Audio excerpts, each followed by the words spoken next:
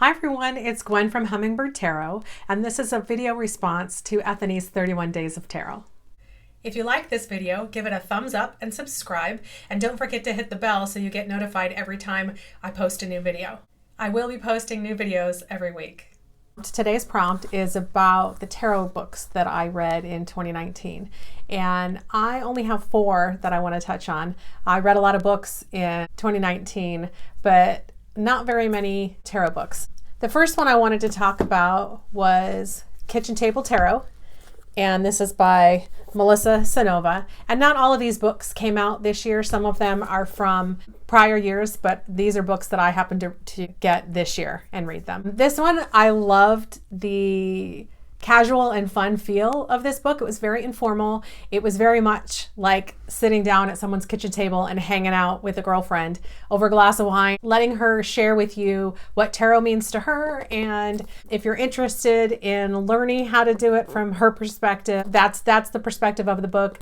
It's very fun. It's an easy read. I really enjoyed it. Even though I'm not a beginner to tarot, I still appreciated her perspective. And I always feel like when new books come out and they're for beginners, I still enjoy reading through there because I always feel like there's a different perspective or a different nugget of information that I didn't know before. I always find something useful in those books. And this one was, for me, it was more just enjoyment. I really enjoyed myself reading it. I had fun with her, going along her journey and sharing that information with a girlfriend. So that was fun. Yes, and Ethany, I did buy your book and read your book this year. Ethany's Your Tarot Court.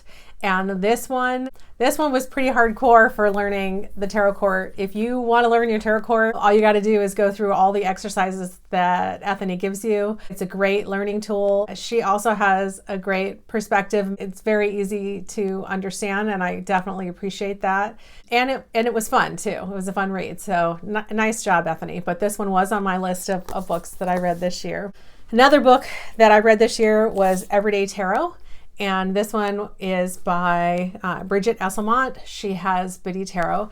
And this is definitely a beginner's book that's more structured. So the Kitchen Table Tarot is, I would say, a beginner's book that's very casual and informal.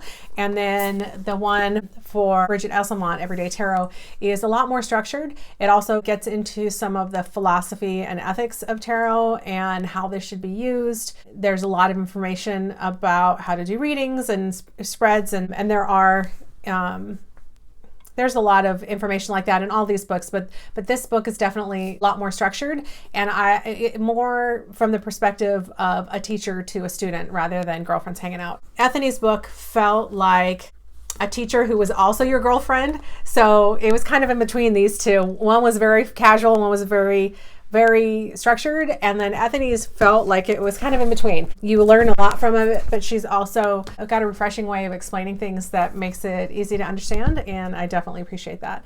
And then the last book that I got, it isn't a tarot book at all, but I actually use it a lot with my tarot readings.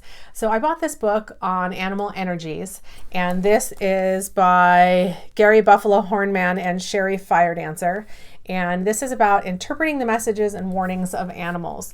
And I used to have a roommate many years ago, and I remember every day when she'd come home, she would share the creatures on the planet that she had run into that day, the insects, the animals, the birds, whatever it was that she ran into that day, and the message that they had brought for her. And I thought that was fascinating to have that information.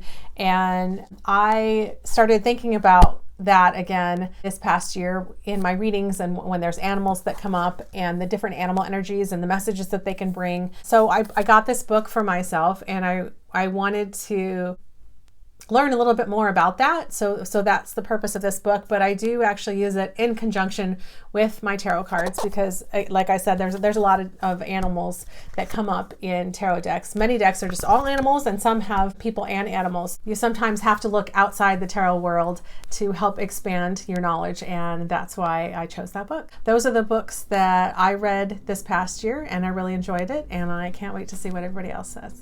Thanks.